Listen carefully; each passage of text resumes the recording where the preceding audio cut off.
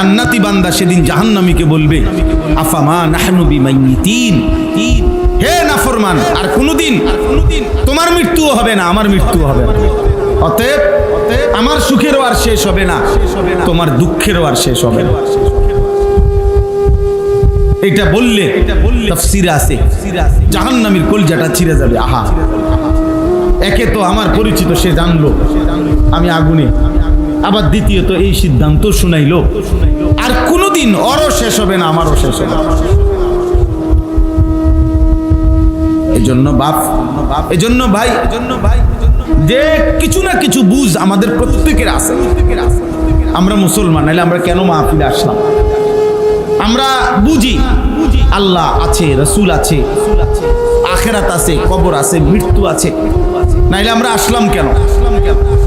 নাইলে আমরা বুঝলাম তো, আমরা তো বুঝি যে আসছেন, ছেলেরাও যারা আসছে ওরা যত মহব্বত করে আমাকে আসুক মনে করেন, এ তো এটা বোঝে এই হুজুর এ তো নাচ গানের কথা বলবে না, এ তো আখিরাতের কথা বলবে, কবরের কথা বলবে, পরকালের কথা বলবে, জাহান্নামের কথা বলবে। তাহলে এটা তো আব্বা তুমি বুঝো, এই জন্যই তো আসছো। তাহলে এবার একটু আগাইলে কি হয়? আল্লাহর পথে নামাজের জন্যে নিজেকে একটু আগাইলে ক্ষতিটা কি? বছরের পর বছর শুনলাম, এক এক সময় এক এক বক্তাকে পছন্দ করলাম, এক এক সময় এক এক বক্তার ওয়াজ শুনলাম, কারো সুর, কারো টান, কারো চিৎকার। কিন্তু আমার পরকালের কি হবে? আখিরাতের কি হবে আমাদের? এই জন্য আমরা মনে করাই দিলাম, এটা আমাদের ডিউটি। প্রতিদিন আমরা আলহামদুলিল্লাহ আখিরাত মনে করাই, প্রতিদিন। কেউ না শুনুক, কোনো অসুবিধা নেই। হযরত নূহ আলাইহিস সালাম ৯৫০ বছর মানুষকে আল্লাহর দিকে ডাকছে, ৯৫০ বছর, মাত্র ৮০ জন লোক কালেমা পড়ছে। ৯৫০ বছরে উনার হাতে কালেমা পড়ছে কয়জন? শুধু ৮০ জন, শুধু ৮০ জন। কি পরিমাণ নাফরমান ছিল সেই মানুষগুলো, আজ তাদের কি পরিণতি? আজ তারা কোথায়? পৃথিবীর জালেমরা, পাপীরা কোথায়? ওয়ালাকাদ কাযযাবাল্লাযীনা মিন ক্বাবলিহিম, আল্লাহ বলে যুগে যুগে যারা আমি আল্লাহর কথাকে মিথ্যা মনে করেছে, ফাকাইফা কানা নাকির, আমার বিরুদ্ধাচরণ করার পরিণতি তাদের কি হয়েছে তুমি খবর নাও না। তুমি ইতিহাসের বইতে পড়ো, আপনার তোমরা একটা কলেজের ছেলে, স্কুলের ছেলে, মনে করো ভাই আমরা বলছি যে ফেরাউনকে আল্লাহ পানিতে ডুবাইছে, ধ্বংস করে দিছে, তোমার কাছে তার বিকল্প কোনো তথ্য আছে কিনা তুমি খুঁজো। যে না হুজুর আমি পাইছি, আমি গবেষণা করে পাইছি যে না ফেরাউন পানির ডুবে নাই, এর বিকল্প তথ্য আসেনি কারো কাছে। নমরুদের যেই পরিণতি আল্লাহর কোরআন বলছে, এর বিকল্প কোনো তথ্য পৃথিবীর কোনো বেঈমানের কাছেও তো নাই, কোনো কাফেররাও তো, কোনো ইউরোপ আমেরিকার বেঈমানও তো এই কথা খুঁজে পায় নাই, এর ব্যতিক্রম কিছু। তাহলে জালেমের পরিণতি যে আযাব হয়, নাফরমানের পরিণতি যে লজ্জা হয়, আযাব হয়, এর ব্যতিক্রম ফলাফল এই পৃথিবীতে একটা নমুনা নাই, একজন নমুনা নাই। যে দেখেন হুজুর এই বেটা ৪০ বছর এই পৃথিবীতে জুলুম করছে, অথচ আজকে ৪০০ বছর পরেও মানুষ তাকে শ্রদ্ধার সাথে স্মরণ করে, এমন পৃথিবীর একটা ঘটনা কোথাও আছে? বলে না, বলো না ভাই, একজন বলুক, জেলে একটা চরিত্রহীনের নাম বলো যে পৃথিবীর ওই চরিত্রহীন লম্পট আজকে ১০০ বছর পরে পৃথিবীবাসী তাকে সম্মান করছে। কে সে? বলো ভাই। তাইলে মনে রাখতে হবে আখিরাত তো আছেই, গুনাহ আর নাফরমানির পশ্চাতে, পিছনে, আড়ালে আগামী দিনে দুনিয়াতেও তোমার জন্য বেইজ্জতি অপেক্ষা করছে। এই নারী, এই ছবি, এই মদ, এই জুয়া, এই মোবাইল, এই জিনা, এই ব্যভিচার, এই অশ্লীলতা, এই বেহায়াপনা, এই সুদ, হারাম, খোদার কসমের পিছনে অপমান, লজ্জা, বংশের পর বংশ, প্রজন্মের পর প্রজন্ম বয়ে বেড়াইতে হবে। লোকে বলবে তোর দাদা অসৎ ছিলেন, তোর বাপ হারামখোর ছিল, তোর মা 2 নম্বর ছিল, তোর বোন 2 নম্বর ছিল। এই পাপের বোঝা প্রজন্মকে বইতে হয়, জেনারেশনকে বইতে হয়, পরবর্তী জেনারেশনকে বইতে হয়। এই জন্য আমরা মনে করাইলাম, প্রত্যেকের কাছে বললে, অনেক নওজোয়ান ছেলে তোমরা আব্বা তোমার লগে তুমি বুঝাপড়া করবে যে তুমি শেষ পর্যন্ত পৃথিবীতে, আখেরাত তো আছেই, কিন্তু পৃথিবীতে তুমি কোনোদিন তোমাদের এই গুনার পরে এই যে বেনামাজি জীবন, নামাজ নাই, সেজদা নাই, আল্লাহ নাই, রসুল নাই, পাক নাফাকের ধারণা, এই নারী ছবি, জিনা, ব্যভিচারের পশ্চাতে পিছনে আগামী দিনে পৃথিবীতে কোন যুগে কোন কালে তুমি কোন সম্মান পাইবা পৃথিবীতে জীবিত থাকতে কিংবা মৃত মরার পরে এত্তুর ভাবনা। আজকে একবার বললাম, একজন বেনামাজি তুমি নতুন করে বাইব যে পৃথিবী তোমাকে কি নামে স্মরণ করবে। একজন চরিত্রহীন, অশ্লীলতা, উলঙ্গতা যাদের জীবন, তোমার পিছনে বাবা ভাই, যে পৃথিবীতে তোমার মূল্যায়ন কি হবে? পৃথিবীর মানুষ, গ্রামের মানুষ, দেশের মানুষ তোমার কি নামে চিনবে?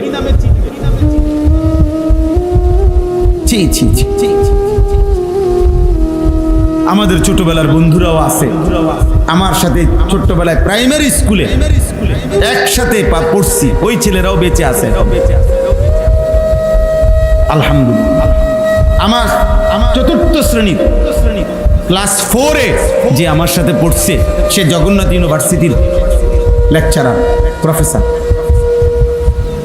তার সাথেও আমার কথা হয়। সে আমার ক্লাস 4-এর সাথী। ও বলে দোস্ত আমি বাকি স্যারদের কাছে, টিচারদের কাছে বুক ফুলাইয়া বলি এই মৌলানা আমার বন্ধু, ছোটবেলার সাথী। তো আমিও এখন বললাম যে আমার বন্ধু, সে আমার ছোটবেলার সাথী, সে এখন ইউনিভার্সিটির প্রফেসর। আমার জন্য এটা গৌরব, তার জন্য এটা কি গৌরব। সে যদি আমার কথা বলে তার জন্য গৌরব, আমি যদি তার কথা বলি আমার জন্য কি।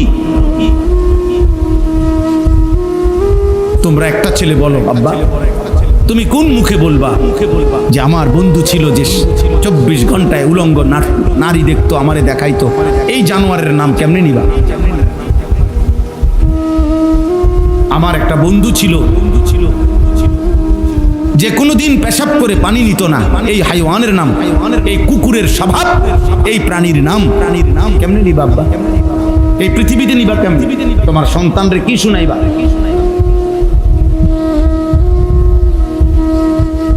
তোমার প্রজন্মকে কি শুনাইবা তুমি? তোমার জেনারেশনকে কি শুনাইবা? একদিন তো তোমার ছেলে তোমার থেকে গল্প শুনতে চাইবে, একদিন তোমার ভাতিজা তোমার থেকে গল্প শুনতে চাইবে, একদিন তোমার ভাগিনা তোমার থেকে গল্প শুনতে চাইবে। তুমি কি বলবা? তোদের বয়সী ছিলাম আমরা সারাক্ষণ নারী দেখতাম। হ্যাঁ বলো, লজ্জা বলো আব্বা, হাসো বলো, তুমি বলো। তোমার বিবেকের মধ্যে যদি শয়তানে পেশাব না করে তো বলো, আপন জনকে কি শুনাইবা? আমরা যখন তোদের বয়সী ছিলাম আমরা এক ওয়াক্ত আল্লাহকে সেজদা দিতাম না।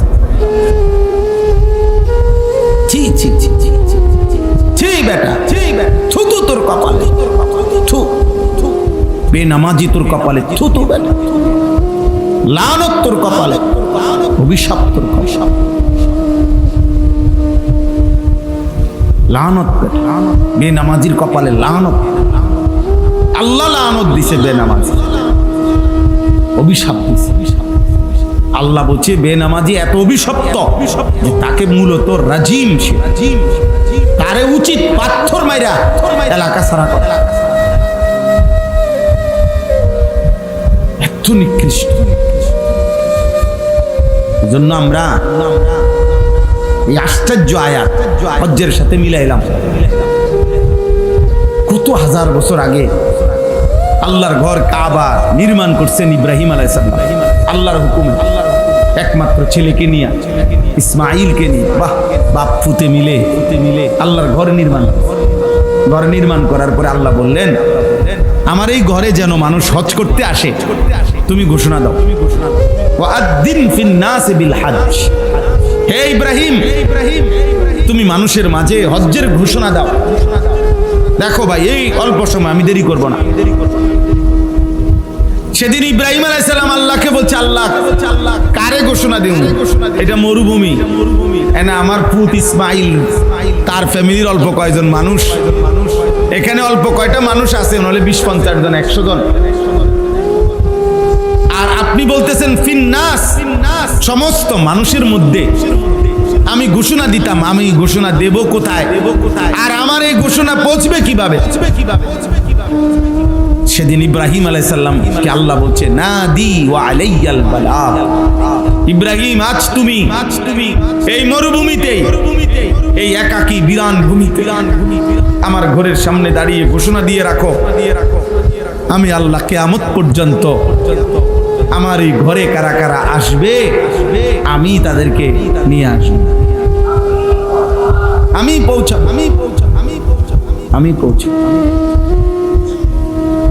يأتوك رجالا وعلى كل ضامر يأتين من كل فج عميق। আল্লাহ তাআলা বলেন, তুমি ঘোষণা দিয়ে রাখো, ও চিরেই আমি আল্লাহ। ওই দেখেন, ও ছেলে, আব্বা তুমি মোবাইল নিয়ে, আব্বা উঠে যাও, বাবা কষ্ট পাইলে বাইরে গিয়া মোবাইল টেপো। হ্যাঁ যাও আব্বা, 2-4 জন চলে গেলে ভালো।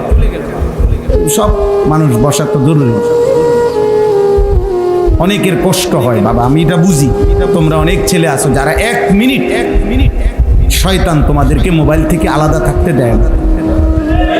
এই জন্য তুমি তোমার সঙ্গীকে নিয়েই থাকো, অসুবিধা নাই।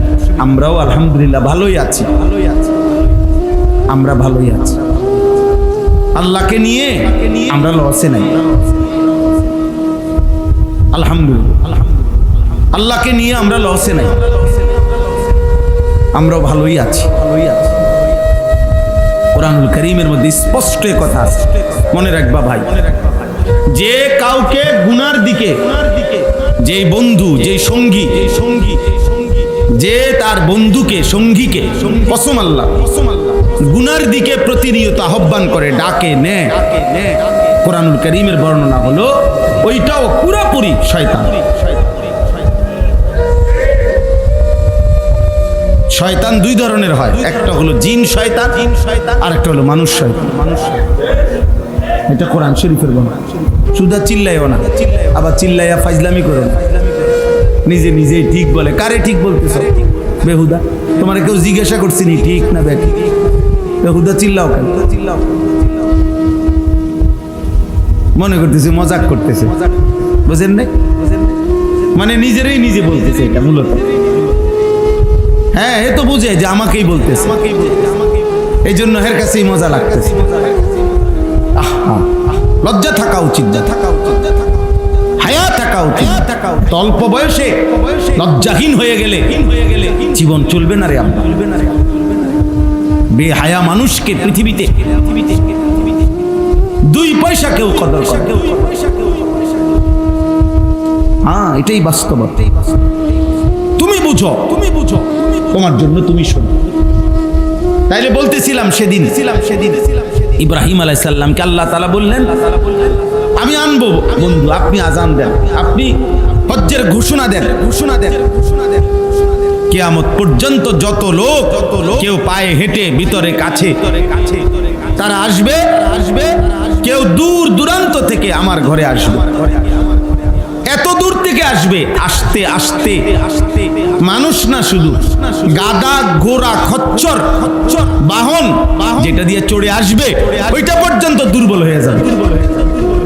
এত দূর থেকে আসবে, গাড়ির তেল শেষ হয়ে যাবে, বিমানের ফুয়েল শেষ হয়ে যাবে, এত দূর থেকে আসবে।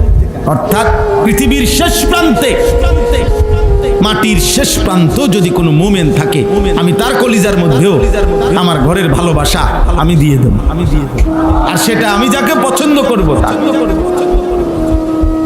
আমি যাকে পছন্দ করব তা। আল্লাহ তাআলা বলছেন, আজকে দেখো ভাই, আল্লাহকে মানার বরকতে সেই ছোট্ট ইসমাইল, সেই বাবা ইব্রাহিম আজ কত হাজার বছর পরে প্রতি বছর প্রতিদিন আল্লাহর ঘরে প্রতিনিয়ত বছরে একবার হজ মানুষ যায়, আর সারা বছর উমরা আল্লাহর ঘরের উদ্দেশ্যে যায়। সারা বছর লক্ষ লক্ষ মানুষ প্রতিদিন আল্লাহর ঘরের চারদিকে ঘুরতেছে, মিনা আরাফায় যাইতেছে হাজিরা প্রতি বছর। আর প্রত্যেকবারই ইব্রাহিমের কথা মনে পড়ে, ইসমাইলের কথা মনে পড়ে, সাফা মারওয়া ধরতে গেলে হাজেরার কথা মনে পড়ে, সন্তানের কথা মনে পড়ে, মায়ের কথা মনে পড়ে, মায়ের কথা মনে পড়ে, বাবার কথা মনে পড়ে। এই জন্য আমি বললাম, আল্লাহ তাআলা বললেন হজ আমার এমন একটি ইবাদত, আমি আল্লাহ তাআলা ইব্রাহিমের মাধ্যমে সেদিন ঘোষণা দিলাম, আর কিয়ামত পর্যন্তের জন্য আমি আল্লাহ পছন্দ করে যাদেরকে আমি চাই আমি তাদেরকে আমার ঘরে নিয়ে আসব, আমি তৌফিক দেব। ভাত মাছ আমি সবাইকে খাওয়াবো, পেশাব পায়খানা সবাই করবে, দুনিয়ার বাড়ি বিল্ডিং দালান আব্বা সবাই ভোগ করবে, কিন্তু আল্লাহর ভালোবাসা, আল্লাহর ঘরের ভালোবাসা, আল্লাহর ইবাদতের তৌফিক খোদার কসম আল্লাহ তাআলা শুধুই যাকে পছন্দ করে তাকেই দান করে। এই জন্য আমরা হতাশ হই না। প্রতিদিন আমরা চোখের সামনে দেখি প্রত্যেক ওয়াক্ত নামাজের সময় আমাদের লক্ষ লক্ষ সন্তান এক ওয়াক্ত নামাজ পড়ে না, চারিদিকে আমরা হতাশ হই না। আমরা জানি সেজদা দিবে সে মালিক পছন্দ করে রাখছে, যাক ভাত আল্লাহ বলে নিছে যে আল্লাহ খাবার আমি সবাইরে খাওয়াবো, খানা আমি কুত্তারেও খাওয়াই ওরেও খাওয়াবো, খানা আমি শুকররেও খাওয়াই আমি ওরেও খাওয়াবো, খাবার আমি ফেরাউনকেও দিছি, খাবার আমি নমরুদকেও দিছি, ওরে দিব না কেন? দুনিয়া ভোগ করতে দিছি আমি নমরুদকেও। এখনো যারা নাস্তিক আল্লাহ তাদেরকে দুনিয়া ভোগ করতে দিছে, প্রতিদিন ভোগ করছে, অথচ সে আল্লাহকে মানে না। আমি নিজে একবার 4টা ছেলেকে দেখছি, আমি কথা বলছি, ইউনিভার্সিটির ছাত্র, ওরা পরিষ্কার বলছে হুজুর আল্লাহ বলতে কিছু আছে, সৃষ্টি করতে, আমরা এটা মোটেই বিশ্বাস করি, অথচ সে পড়ছে, খাইতেছে, ঘুমাইতেছে, দুনিয়া ভোগ করছে রে আব্বা, আল্লাহকে স্বীকারও করে, আল্লাহ বলতে কিছুই নাই তাদের ধারণা। তসলিমা নাসরিন ওই বেটি আরো কত আগে, আমরা যে সময় ছোট, আজ থেকে নয়তো 30 বছর আগে, 35 বছর আগে এই বেটির বিরুদ্ধে আমরা মিছিল করছি। নাস্তিক সে, আজও সে বাইচা আছে, আল্লাহ তারে এখনো খাওয়াইতেছে। দুনিয়া মালিক যাকে তাকে খাওয়ায়, সবাইকে অনুগত, অবাধ্য, ইমানদার, নাফরমান, কাফের, মুশরিক, বেঈমান, মানুষ, জানোয়ার, কীট পতঙ্গ, জন্তু। কিন্তু আখিরাত খোদার কসম আল্লাহ বলছে পরকাল ইবাদত, বন্দিগি, সেজদা, হজ, কুরবানি, আল্লাহর গোলামি, আমার ইবাদত, আমার হুকুম পালন, এটা আমি যাকে পছন্দ করি তাকেই শুধু তৌফিক দিয়ে থাকি। যার ফলে ইমানদার হাজার ব্যস্ততার ভিতরেও তার নামাজ ছুটে না। আমার শায়েখ আল্লামা মুফতি মুশতাকুর নবী সাহেব বলে, মুনাফিক ফজরের নামাজ পড়তেই পারে না, মুমিন ফজরের নামাজ ছাড়তেই পারে না। গোলাম তার মনিব আল্লাহকে ভুলতেই পারে না, নাফরমান তার মনিবের কথা মনেই পড়ে না, মনেই পড়ে। আপনি দেখেন সে তার সাধারণ থেকে সাধারণ বন্ধুর কথা মনে রাখছে। এত বড় আল্লাহ যে তাকে 24 ঘন্টা লালন পালন করে, সে তাকে একটা বারও মনে করে না, একটা সেজদা দেয় না। আমার তো প্রায় এটা মনে হয়, বেনামাজিকে যদি কোনো কুত্তার জবান থাকতো, কুত্তা থুতু দিত। শুকরের যদি জবান থাকতো, সে থুতু মারতো তার পাপা। বলতো বেটা আমি কুত্তা তো এই জন্য সেজদা করি না, যেহেতু আল্লাহ আমাকে বলে নাই, তোকে তো বলছে, শুধু বলে নাই, তোকে ডাকতেছে প্রতিদিন 5 ওয়াক্ত নামাজে তোকে ডাকে। তুই কেমন জানোয়ার রে, আল্লাহকে একটা সেজদা দাও না। কুকুরের জবান থাকলে কুকুর বলবে, শুকরের জবান থাকলে শুকর বলবে।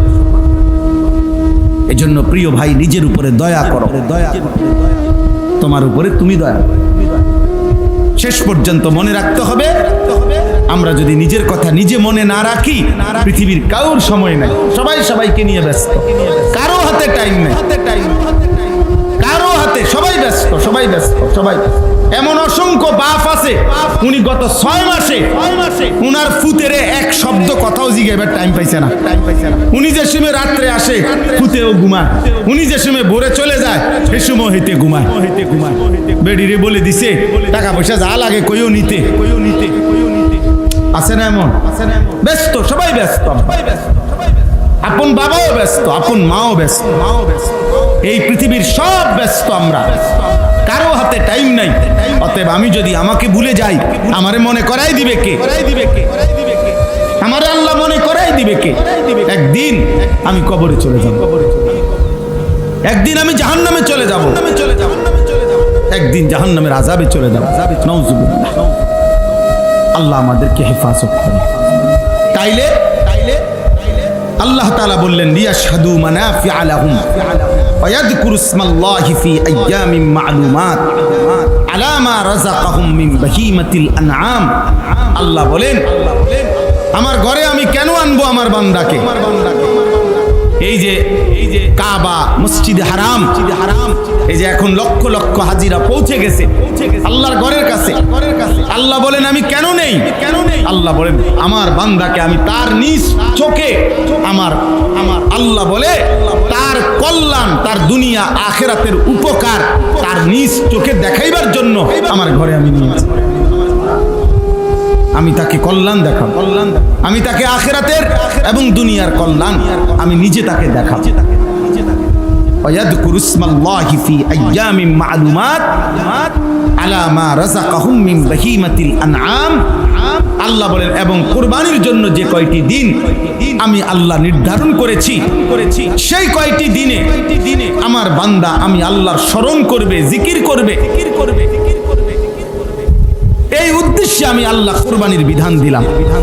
এখানেও এই কথা স্পষ্ট। দ্বিতীয় অংশ, আমরা যারা মনে করি ঈদ মানে আনন্দ, অথচ আল্লাহ তাআলা বলছে ঈদ মানে জিকির, ঈদ মানে আমার স্মরণ, ঈদ মানে আমার বন্দিগি, ঈদ মানে আনন্দ, ঈদ মানে হারাম না, ঈদ মানে গান না, ঈদ মানে নাচ না, ঈদ মানে আল্লাহর জিকির। আল্লাহ বলছে কোরবানির নির্দিষ্ট দিনগুলোতে আমার বান্দা যেন আমাকে স্মরণ করতে পারে, এজন্য আমি কোরবানির বিধান দিলাম। আমি হালাল প্রাণী জবাই করার অনুমতি দিলাম। ফাকুলু মিনহা ওয়া আতইমুল বাঈসাল ফাকির। আল্লাহ বলেন হ্যাঁ, সাথে সাথে আমি যে অনুমতি দিছি কোরবানির প্রাণী জবাই করে তুমিও খাও, অভাবী দুঃখী নিঃস্ব তাদেরকেও খাওয়াও। তাইলে আল্লাহর ইবাদত করতে পারা, আল্লাহকে ডাকা, এটাই মুমিনের আনন্দ। আমরা কিতাবের মধ্যে পড়ছি যে একজন মুমিনের প্রতিদিন যেই দিন সে আল্লাহর নাফরমানি করে নাই, 5 ওয়াক্ত নামাজ আদায় করছে, আল্লাহর হুকুমের উপরে থাকছে, খোদার কসম বুজুর্গানে দিন বলে এমন প্রতিদিনই মুমিনের ঈদ, এমন প্রতিদিনই। কুল্লু ইয়াউমিন ইয়ামুররু আলাইকা লাম তাসিল্লাহ ফি ফাহুয়া ঈদুন। প্রত্যেক ওই দিন যেই দিন তোমার উপর দিয়া গেল আর তুমি আল্লাহর নাফরমানি করো নাই, সেটাই তোমার ঈদ। আর গুনাহ আর নাফরমানির মধ্যে প্রতিদিনই জাহান্নাম, সেটা আনন্দ না। আগুন কখনো আনন্দ হইতে পারে না। অতএব নাচ কখনো আনন্দ নয়, নাচ হচ্ছে আগুন। নারী কখনো হারাম নারী, এটা কোনোদিনও খোদার কসম আনন্দ নয়, এটা জাহান্নাম, আগুন।